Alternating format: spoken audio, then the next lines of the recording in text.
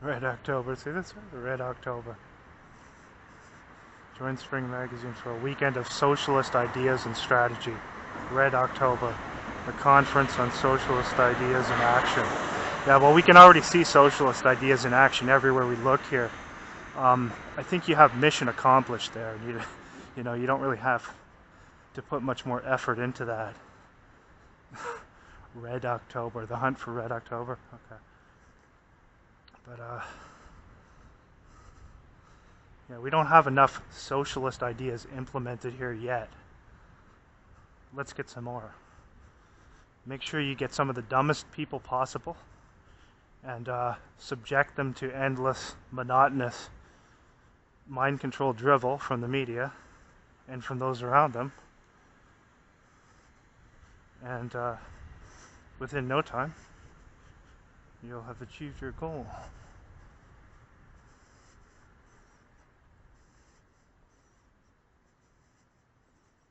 Gotta have security out here to keep you safe here, see?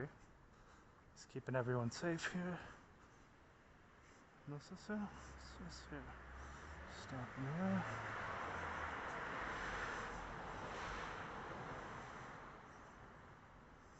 Check this out. Okay, I stop, he stops. That's kind of weird. I'm not on his property, I'm out on the sidewalk here. It's kind of weird how that happens everywhere you go when there's a security person. They send them out like right next to you. I'm not on his property, I'm on the sidewalk here. You can see that stuff. And he's getting on a phone probably. Now notice how quiet everything else is here, right? Okay. You can see that. And okay, here comes the second guard here. So I'm just walking across here to go to the bus stop, and you can see there's a security guard creepily lingering around me here. When I myself am the security guard, so. Let's wait a second here. Of course, he's been told to come out here too, and do that while I'm here. Let's see now. This is why you pay these people too. So we'll just wait a second. Check it out. He's got to have the second guard meeting him now. Check it out. Literally just walking down the sidewalk, and right away you get a security guard comes out here. I'm a security guard myself. I'm literally coming from my job working in the security industry now, and they have these people come out, and you know, they got to watch it like I'm a terrorist.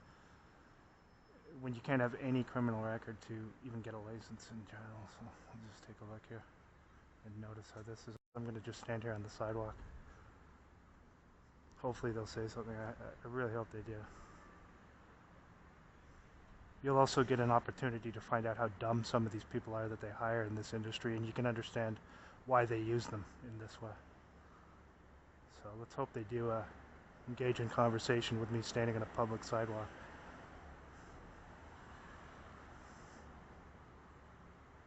Again, I'm not doing anything like what those auditors do. I'm just, literally, I was just on my way to the bus stop up there. Right away, they have the security guard positioned out here. You've seen my other videos, exactly the same thing. As soon as I walk into the mall, going to up to get the bus, the guy comes out right away. Oh, that's the 59. Damn it. Okay. I'm not gonna make that now. Notice how they're just staying right out here too, just from me standing here. So it's 59 there. Missed that one. Damn. I should have kept going. Oh well, whatever.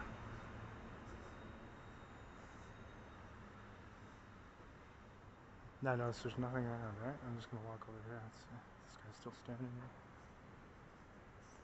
Yeah, they're obviously told to come out here. There's nobody here, and the guy pops up right in front of me. And then when I turn, he immediately stops and starts looking over at me. Again, I've worked 10 years in the security industry. And you can't get a license with any type of criminal record. I had to get a government clearance to work at the place where I was previously at. You have to have you have to be pretty much spotless to get that, in terms of anything like that. And yet they send people out to do things like that, literally wherever I go. It's just, that's the type of thing you're seeing. So there, I wanted to see if they'd say anything since I was on the sidewalk. At first, I was just walking across the front area there next to that building. So technically that building is their property. So I just, okay, I'll just move a few feet to the sidewalk and see if this guy comes up and says something. I hope he does. I hope he does. Because I'll just tell him, first of all, I have 10 years of experience in the industry, and I was the manager of security operations for a much more prominent company than the one he's working for there, which is just a contract company. And so I would really have liked to have had him say something. They didn't, though, because I wasn't on their property. But you could see the type of thing. You get treated like a terrorist just for walking to the bus stop. And when you go into the mall, like I've stopped again going that other direction that I was taking home because they started with the security guards every day and multiple times. So as soon as I go outside, they come, they do what you would refer to as disruption tactics.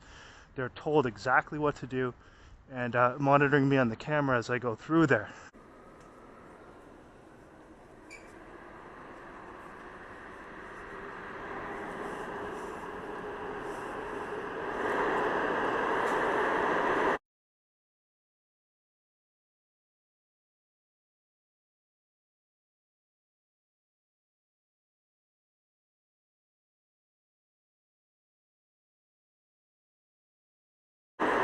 Notice this as soon as I got off, right? Same person as the other day. And look at down here too, okay? So they're using these people now. You can see how she arrived again as soon as I got off, the second I got off there. And then the other day, the moment I came to the top of the escalator, you had 3 of them positioned there, right in front of me, glaring at me really aggressively. So that's it, yeah, she got on there too. They know I recorded them too, that's why they sent her back. You could see how that was done.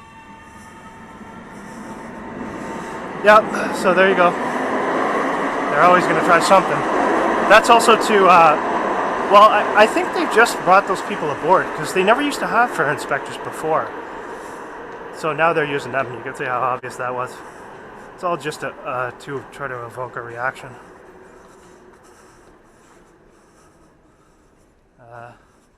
And she was positioned right at the doors where they knew I would be because there's cameras on the train. Now as I come up here, check it out. Constable right up here as I come up here. Okay, watch this now. Watch how this is going on. So, right in front of the train. Look at this, this is fake.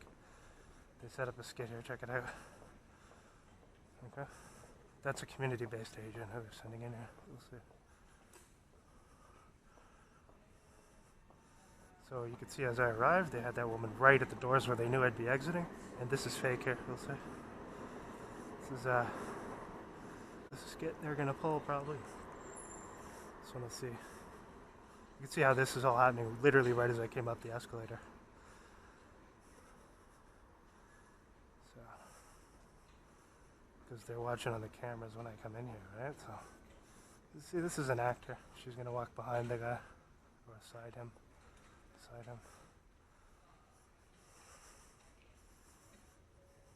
Okay, you can see here. Yeah. So that's right as I arrive. So as I get off the train, right away there's a transit fare inspector right in front of me, the same one who was in the video I recently put up. And then as I come up the escalator, they have this act going on here. Let's see how long the act goes on for. I'm just going to wait here. This is all to draw some sort of interaction. Notice how slow she's going. Notice she's doing no actual work. I thought they were going to have that guy there next to her do something to justify her removing him or something. So you can see here. Again, she's just standing there talking on the phone the whole time. This is an act, and it's to harass and intimidate each time I come through, just when I'm trying to get home. So, let's go to see here. Are they going to exit, or let's see here. I thought they were going to use that guy who's kind of hobbling along behind her there. She's looking back to check where I am too, you can see here. Now as I exit, they probably have them outside too. I'm going to do a compilation, just for anyone who thinks these skits they put on are just natural. I'll do a compilation of how many times they've done these things, and I'll show you. Okay, so I'm going to go out this way. This was where I was going to go out. Just wanted to capture that. That was an act there. That's where your tax dollars are going again. So when I got to the other station closer to my workplace, they had a constable there. They didn't drive up right in front of me, so I didn't put it. I'm not going to put that out there because they're already there and there's plausible deniability with that. There you can see as soon as I get off, the same fare inspector who was with those two guys who aggressively glared at me the moment I entered the previous time, who I put in the video, is right in front of the doors where they know I'm going to be exiting and looks right at me. Positioned there purposefully because there's cameras on all the trains. So she had her act set up there. And then as soon as I come up the stairs, right away, a special constable is positioned up the stairs. It looked like initially she was going to use that guy who looked like a vagrant to do some sort of a skit to pretend to remove him, but on further inspection, maybe that guy wasn't a part of it, I don't know. But she didn't remove him, it didn't look like, so. Anyway, that was just to make it obvious to me. They're probably going to be parked out here when I exit too, so we'll see some more today. Always good to get obvious stuff like that. The stuff with more plausible deniability, like if I'm there and they're already parked over in the corner of the station, that's not stuff I want. I want stuff where it's intentional, like this morning there. So I figured they'd have some act set up. And again, that was retaliation there with that fare inspector because they knew I'd put her in the video.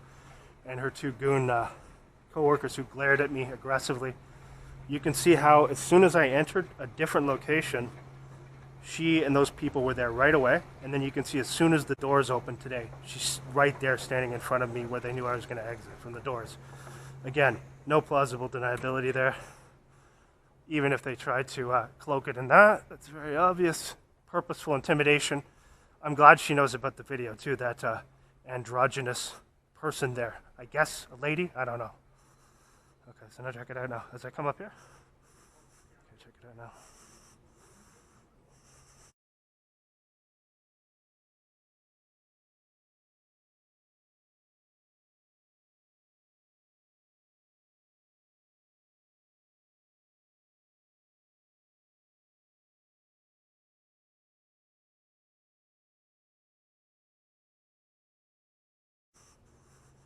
Looks directly at me too, you can see that there.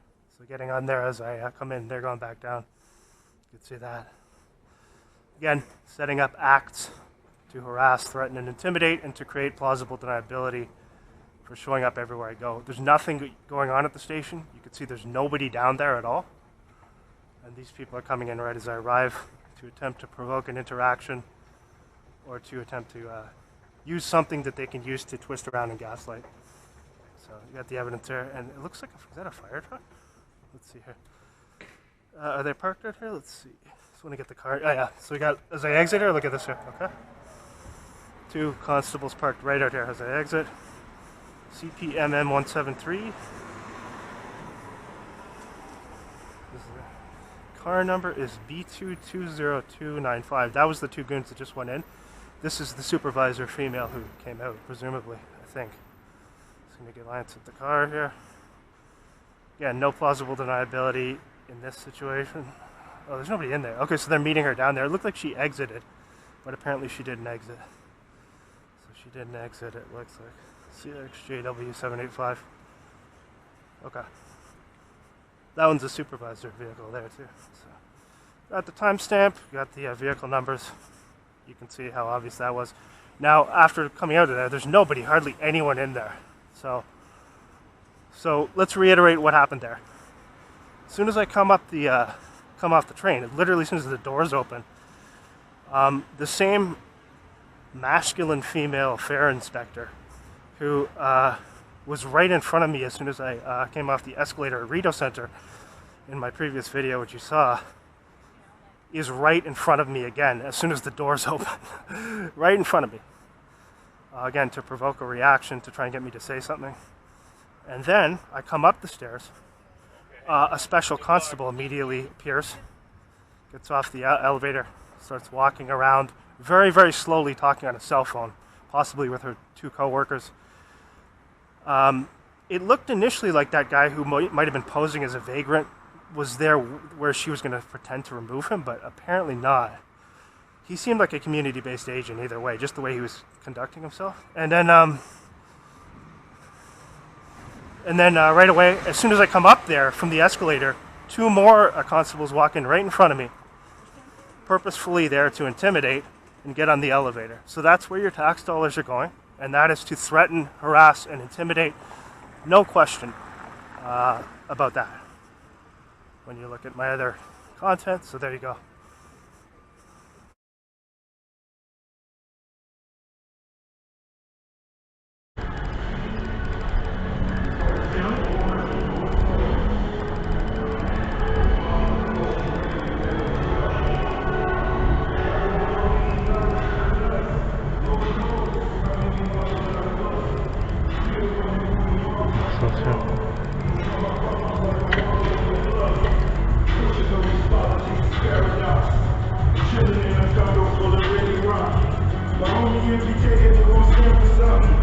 Now, look at this. I just exited. You can see this as soon as I exit. Literally, the moment I exit the station, okay?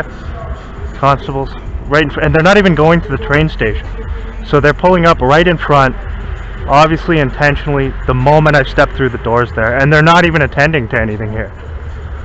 Clearly intentional, and that's just another one you can put on the record there of purposeful stalking there. I didn't quite get the car. I think I might be able to see the car number if I review the footage. So they didn't turn down here at all. They just drove up right in front the moment I exited there, and I don't have a cell phone with me either. So obviously the cameras within the station were used to send them a signal as to when I was exiting. And it's obvious that, as usual, they're doing no legitimate work at all and ripping off taxpayers and getting paid over $120,000 a year to do that there. So we'll put that out ASAP. You can see. Let's give it a minute here because they got a bunch of people lingering up there. Yeah, that proves 100%. When you see that happen so many times, that proves they know your location and pre-planned stalking, no question about it. So I'll have to look and see if the car number was visible. I think it was in the footage, but I just didn't take a look at it right away. Now they didn't turn in here, so I wasn't able to see who the person was there. But what they do in that situation is they'll have them set up right around here waiting, and then as soon as they come through the doors, driving out in front. No question what that is. We got 2 years of evidence of them doing the same thing. So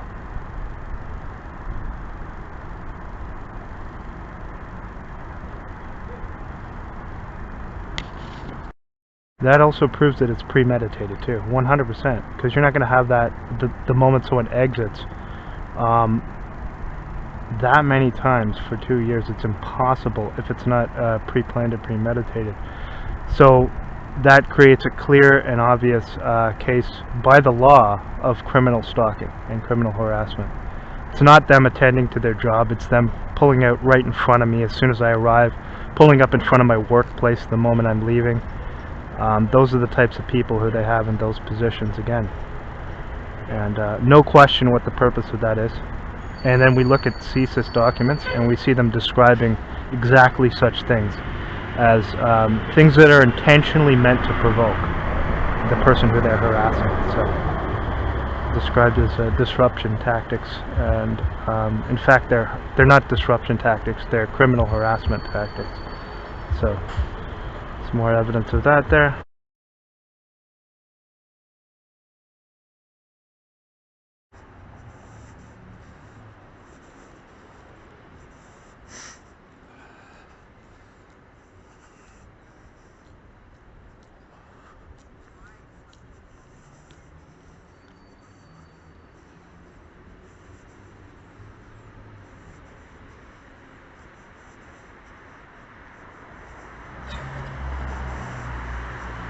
Notice that? There's that fake coughing noise. It really contrived. That's funny. I caught that. I don't have the music turned up too loud. Normally I wouldn't hear it. The music's up lower. Let's see if we can even have it. If she does it, she goes as she passes. It's a sensitization tactic, so they'll have people do that right when they're near you a lot of times.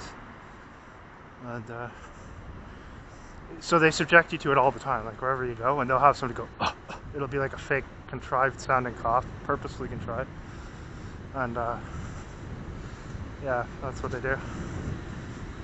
So you're supposed to have negative associations with it because you're supposed to know it's being done, you know, as a sensitization thing. But it's just, it also wears off after a while too. When you hear it like all the time, it just loses its effectiveness.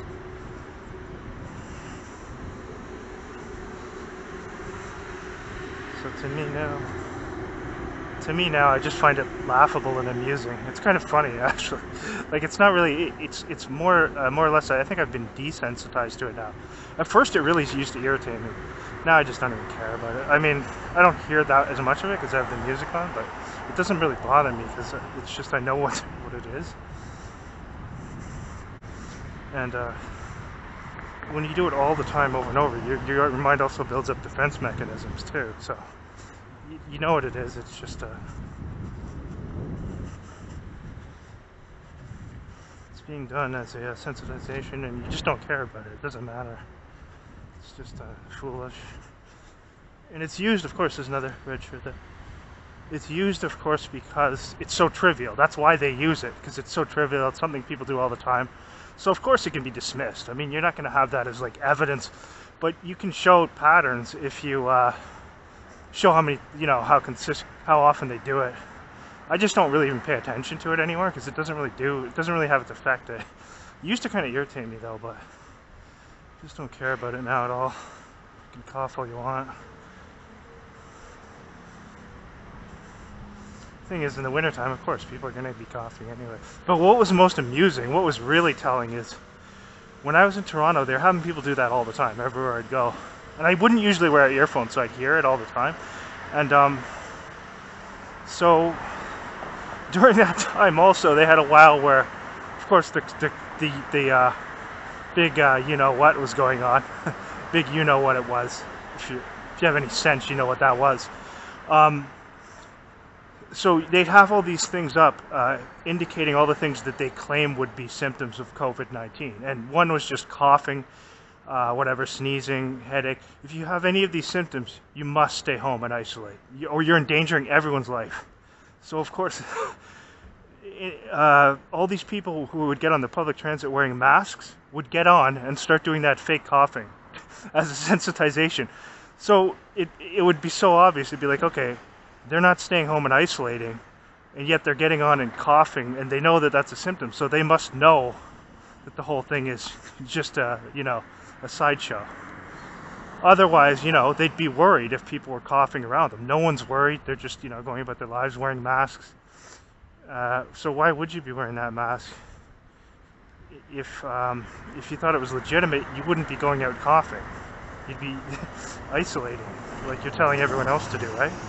So again, it's just illogical, and that showed how illogical it was, and very easily.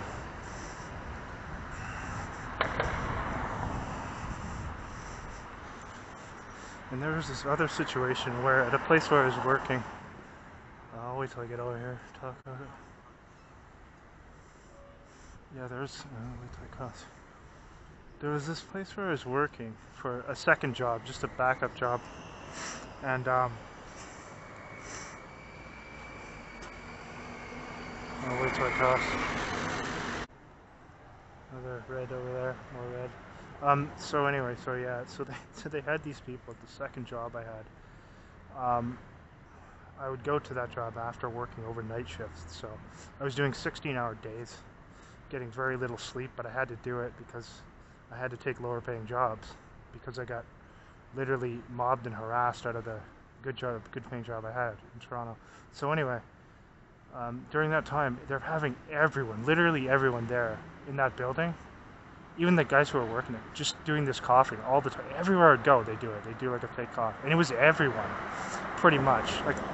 Like 90% of the people there. And this woman who's supposed to be the manager, just what a joke. She's doing it all the time. She's like bursting out coughing. And during this time, this was at the same time where they're telling everyone, you have to stay home and isolate or you're endangering people's lives. And coughing is a symptom. So I brought this up in an email to the company, the contract company that had sent me there. I said, hey, you got people coughing continually everywhere I go in there, and you're telling people that they have to isolate if they have any of these symptoms. So it's kind of ridiculous if, in fact, these people believe what we're being told about this, that you would have them all going into work and coughing that way and then not being worried about anything. None of them were worried about anything. They were just openly coughing. Some of them doing it while wearing masks. So I was like, you know how ridiculous that is? You know how obvious that is?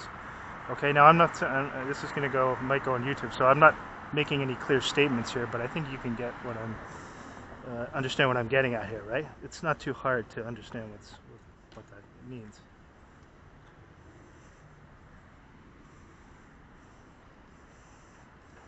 There's another red jacket here. Yeah, so anyway, so it's all the time. I'm going in there, and they're doing it as a sensitization, the fake coughing, because I'll know what it is. And it's literally not everyone there, but a lot of them. This building manager, who was just laughably inept. I was the supervisor, and so I had to be, I was working with her and assisting her. And so she's doing this coughing all the time, literally all the time. And she's saying all this directed conversation to me. She'd bring up things that I was talking about in my videos and stuff before. She starts talking about how all of a sudden, abruptly, she believes the Ukraine war is fake. And like no one around was saying that, right? And so she's doing this coughing all the time. And it got to the point there where they knew I was working another job, and they wanted me out of that second job. They didn't want me having that second income, because it was, it was giving me enough to, I wouldn't say live comfortably, but I was able to function a lot more easily than when you're working one job that's just a little above minimum wage, because I was forced into that. I was making decent money before that for 3 years with the job I had before the targeting started, before it became overt. So anyway, so she's continually doing this coughing, and the other guy who was supposed to be her superintendent quits because of her, the manager. I don't know whether it was fake and whether they just did that to mess with me. So she says, "Hey, come in the room. I want you to witness this," because she wanted to ensure that he wasn't going to say anything that would be taken out of context. So technically, she wanted to be like, I was supposed to be like her assistant. I was the supervisor, and she was the building manager. So, and this is a second job I was working, so I'd have to go to this one after working overnight, a full 8-hour shift. Go to this one in another area of Toronto. So anyway, so she's constantly going coughing and coughing. This was during the COVID when it was going on. So I'm thinking, eventually I just emailed them and said, "Hey, why do you have people all throughout the workplace continually coughing all around while you're telling people we got to stay safe, and we got to wear masks, and we got to be worried about everything, and we got to stay home, and we got to isolate, because coughing is a symptom. It clearly says that. So if all these people actually believe what you're saying when they're wearing masks and all this, wouldn't they be staying home and isolating if they had any type of cough?" Just elementary, right? And they're at a loss for words, because they know how obvious and ridiculous the whole thing was. So again, just making a point here, right? You can make of that what you will. I'm not saying anything. Understand that, YouTube. I'm not saying any medical misinfo. I'm just giving a scenario and letting people draw their own conclusions, okay? So that's not medical misinfo, what I said there. I'm just saying all these people were told that COVID was, the coughing is a symptom of COVID. And all these people were wearing masks and claiming that they believed it was this big, they were afraid of it, and it was deadly, and you have to stay home and isolate if you have any of these symptoms. And yet the same people were going in and coughing continually while wearing masks all around me. So you can see the absurdity of that whole thing. So again, that's not medical misinfo. I'm just presenting a scenario of what happened and letting people draw their own conclusions. I'm not making a substantiated conclusion. You can draw your own conclusions based upon what I just said there. And I think it's pretty obvious, right? So, and that was just one thing. And then I'd get on public transit, and you'd see people wearing masks on public transit doing the same thing. Okay? The thing was,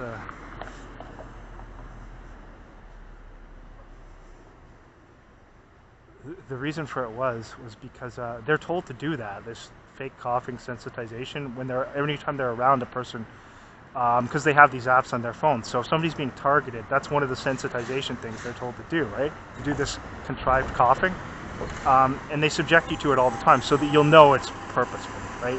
That wouldn't happen everywhere you go if it wasn't purposeful. So they do that, and that's during the time when these same people who are doing that are wearing masks on public transit and pretending that they're afraid of what we're being told is all this, stuff you're supposed to be afraid of. Well, why were they all going out and coughing when they're telling you specifically that's a symptom? Wouldn't they be staying home and isolating? It's just absurd, right? The only conclusion, well, unless of course they knew that something was amiss and they were just playing their roles, right?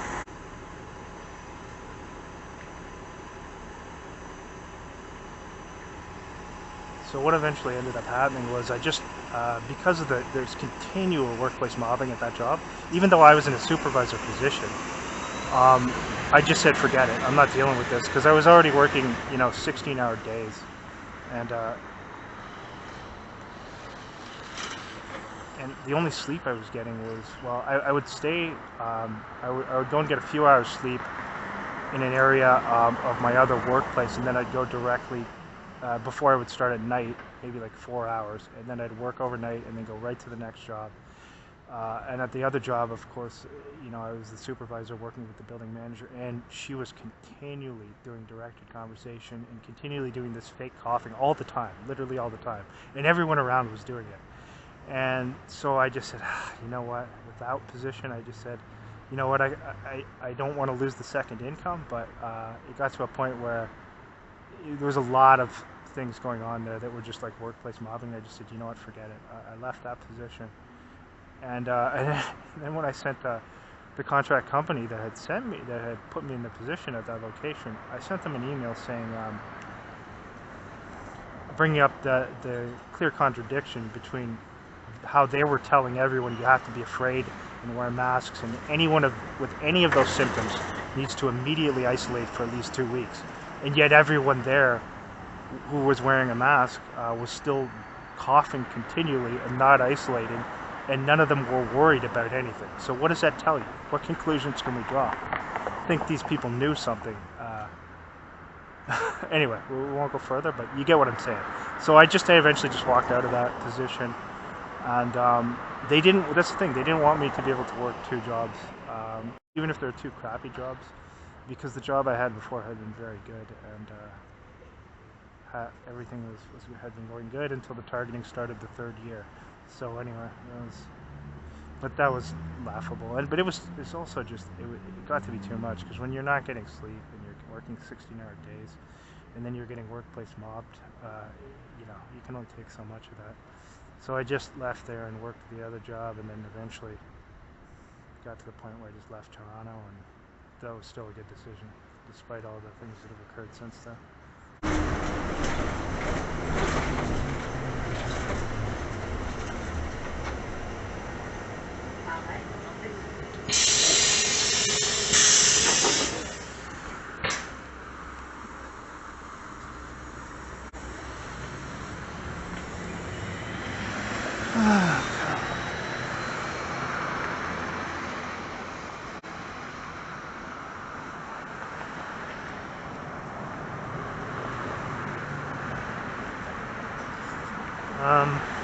Wow. There's a biker here, right? Oh, it's police. There's somebody right there. Different. Stalking police on the motorcycle. A little different there.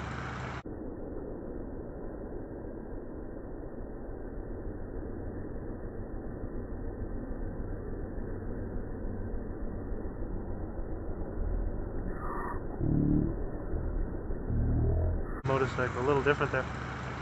As soon as I get out the bus, you can see them there. Him there. Right there. Stalking Gatineau police on the motorcycle.